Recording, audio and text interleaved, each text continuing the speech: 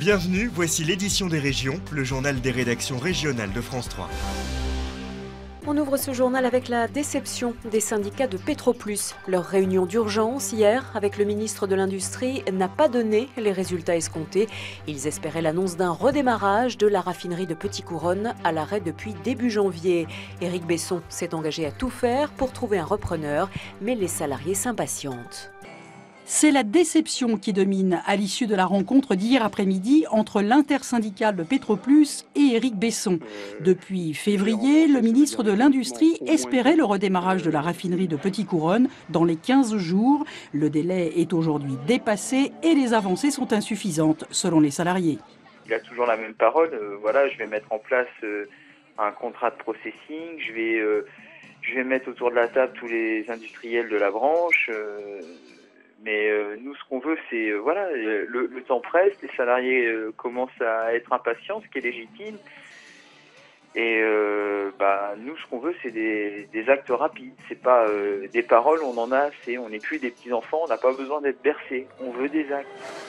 L'administrateur judiciaire s'est laissé jusqu'au 15 mars pour recevoir les offres de reprise de la raffinerie normande.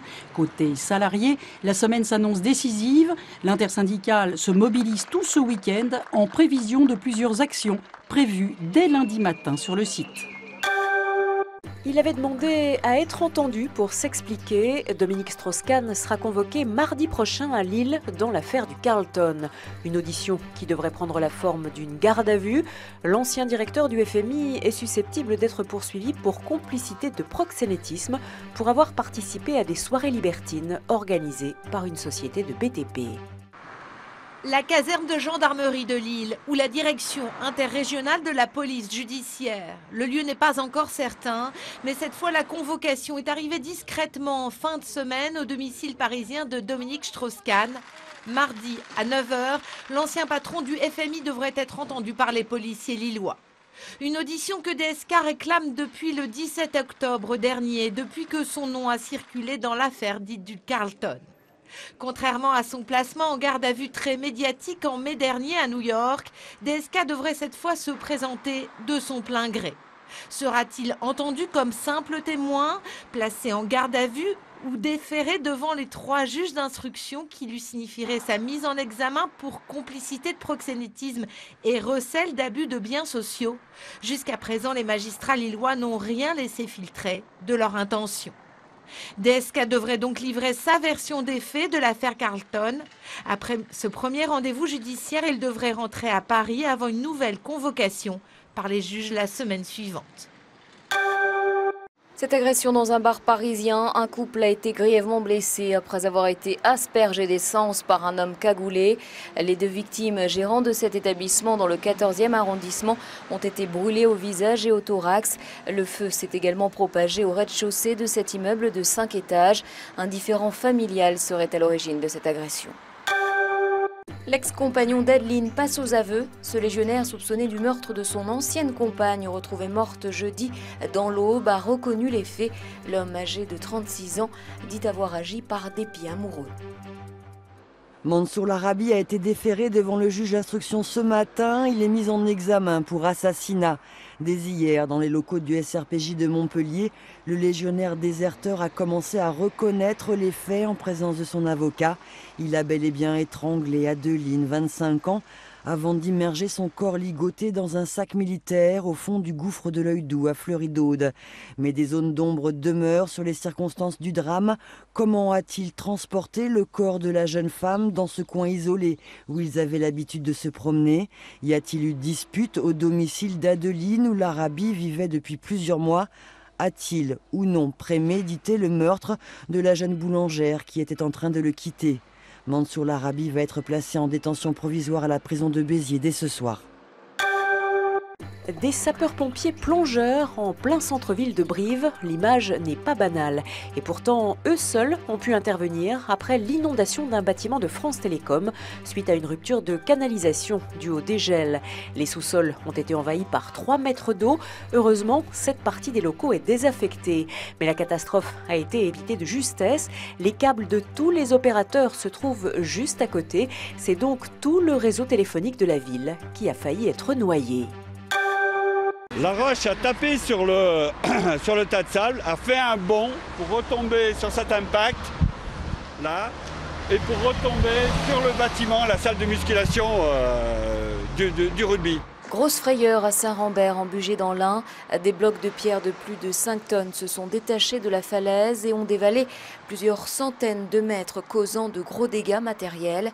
Heureusement, aucune victime n'est à déplorer. Le dégel est à l'origine de ces chutes de pierre impressionnantes.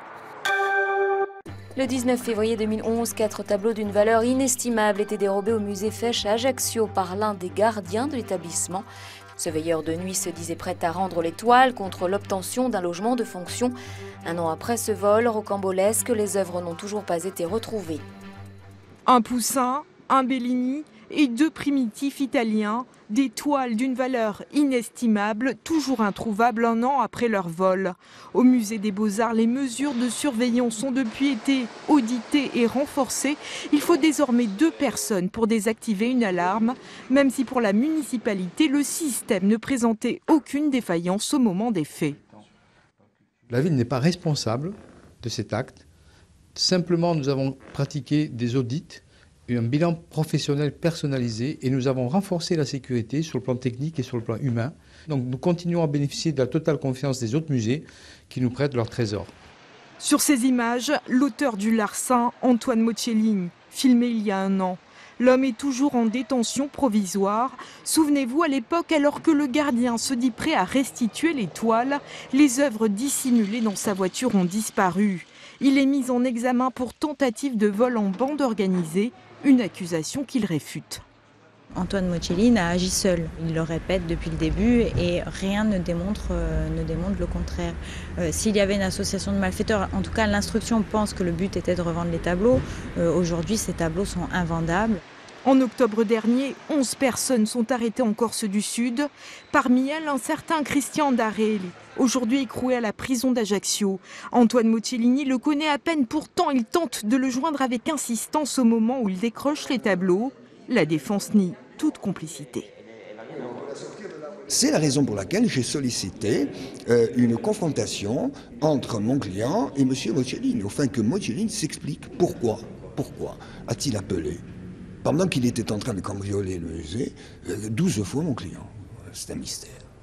L'enquête suit son cours. L'Office central de lutte contre le trafic des biens culturels a été saisi dès le début de l'affaire et les toiles signalées à Interpol.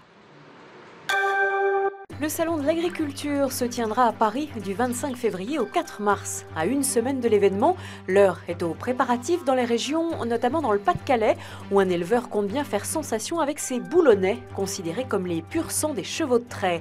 Mais pour espérer un podium, il faut beaucoup de travail. Donc celui-là, c'est Pierre. C'est votre chouchou. C'est le chouchou de la maison. Ouais. Et comme tous les préférés, Kersi est très gâté. Depuis 4 mois, Maxime est particulièrement aux petits soins pour sa monture. L'enjeu, préparer le salon de l'agriculture.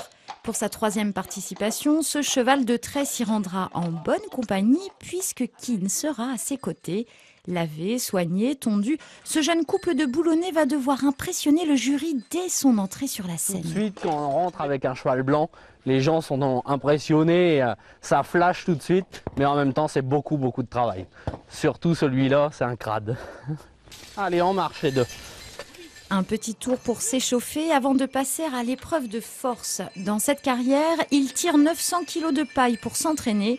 Sur le ring du salon de l'agriculture, il faudra tracter 18 personnes. Un concours qui demande à la fois de l'endurance et de la précision. C'est une race qui a beaucoup de sang et donc beaucoup de niaque. Donc c'est un avantage, mais en même temps, dans une épreuve comme ça où on va demander de la force, ça va aller parce qu'ils vont avoir les nerfs pour dire de tirer, mais en même temps il va falloir canaliser parce qu'il faut pas qu'ils n'ont pas le droit de partir au trot et pas le droit au galop. Et pour les canaliser, Maxime sera toujours à leur côté, prêt à donner toute son énergie pour les emmener jusqu'au podium. Elle aussi s'est longuement préparée, mais pour un tout autre rendez-vous. Sarah Hébert, quadruple championne de France de windsurf, a entamé aujourd'hui une grande aventure, la traversée de l'Atlantique en planche à voile, un défi mûri depuis 6 ans à la suite d'une opération cardiaque. À la veille de son départ pour Dakar, Sarah Hébert semble plus déterminée et sereine que jamais. J'ai hâte de partir maintenant. Sa planche à voile et tout le matériel sont déjà partis. Sa valise est bouclée. S'il reste bien quelques petits achats de dernière minute, il est grand temps de prendre le large. Là, j'ai vraiment envie d'y aller, quoi. J'en ai assez rêvé, j'en ai assez parlé. Bon, il y a quand même un petit peu d'excitation, mais il y a de l'appréhension peut-être aussi quand même, parce que même si j'aime l'océan et que je le connais, ça reste toujours assez impressionnant. De Dakar à Saint-François en Guadeloupe, 4000 km en 25 jours, soit une moyenne de 150 km quotidiens. La quadruple championne de France de windsurf n'a pas froid aux yeux. 6 ans à peine après la pose d'un défibrillateur, Sarah veut prouver que l'on peut continuer à vivre ses rêves, même après un coup dur. Cette traversée est aussi l'occasion pour elle de retrouver les sensations de la glisse en haute mer. Ce projet il est né en 2006, l'année de mon implantation. J'avais la chance de naviguer sur un beau bateau, un trimaran de 60 pieds. Et puis c'est là où je me suis rendu compte pendant un convoyage que ça me manquait véritablement, le large. Je pense que ce jour-là, mes sensations ont été un peu décuplées par le fait que je venais de vivre quelques semaines difficiles à l'hôpital. Pendant toute la traversée, Sarah sera accompagnée par un bateau suiveur où elle dormira chaque soir. À son bord, son kinésithérapeute et un photographe caméraman qui diffusera sur le site internet des images de son aventure. Selon les conditions météo, Sarah pourrait arriver aux Antilles dès la mi-mars. Skier à petit prix, c'est possible, c'est ce que propose la station d'Entremont-le-Vieux en Chartreuse, près de Chambéry.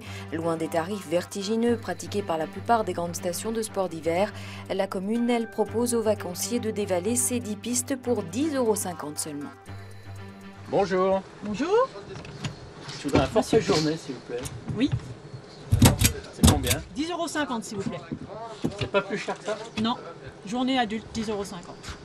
Ah, il faut venir tous les jours chez vous alors. Ah bah oui, tous les jours, tant qu'il fait beau, tant qu'il y a de la neige. Si vous trouvez plus abordable, dites-le nous. Quand les usines à ski réclament 30 à 50 € pour glisser sur des sites lunaires, la Chartreuse vous emballe ses hameaux, ses falaises et ses sapins pour beaucoup moins cher.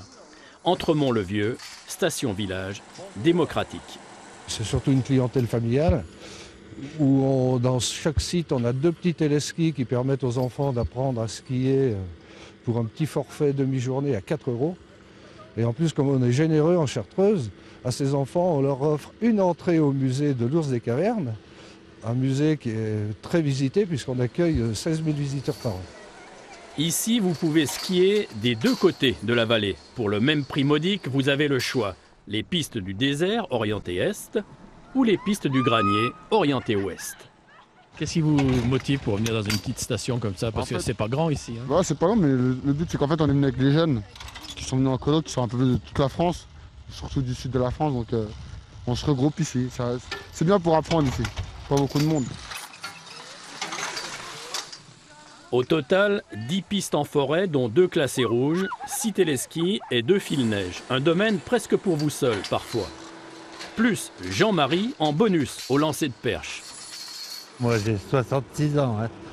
Et à la retraite, vous venez donner la perche aux petits gamins, là? On s'occupe, on voit du monde, on est heureux.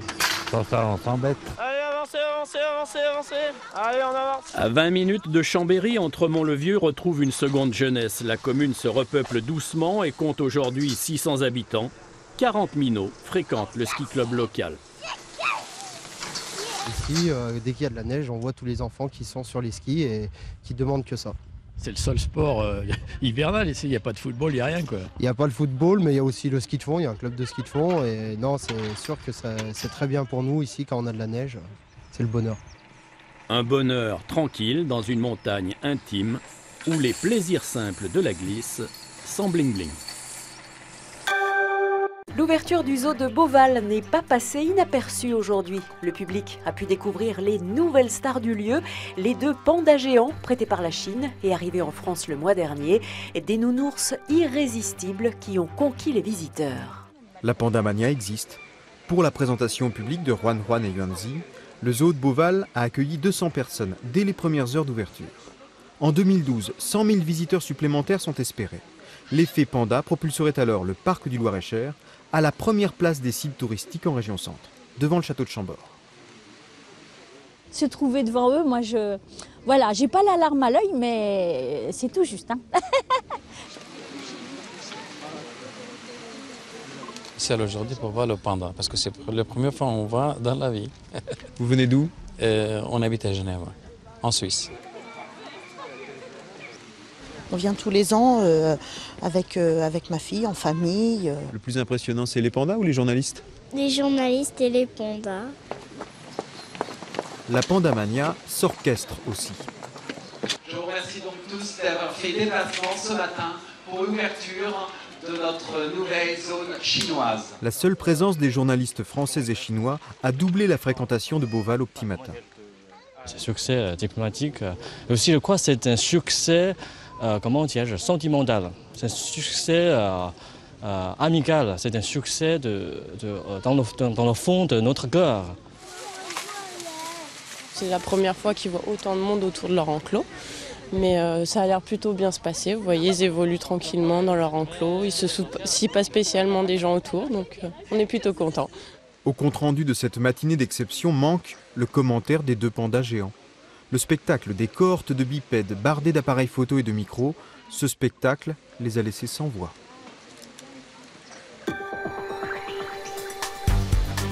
Tout de suite, votre édition des initiatives.